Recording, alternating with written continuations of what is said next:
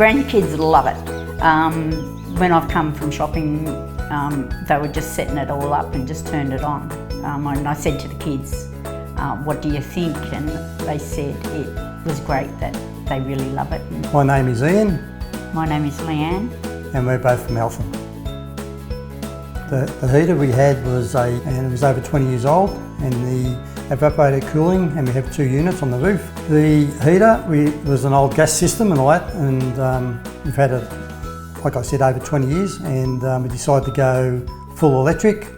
So after we spoke to Melbourne Gas Group with Matt, we came to a conclusion that it needed to be upgraded and all that, and he upgraded both the heater and the air conditioning units. With the old system, I used to pull the chair back under the vent to get the breeze coming through on a really hot summer day. With the new Breeze Air, I basically can sit anywhere in the lounge room or anywhere in the house, and you've got a beautiful breeze right through.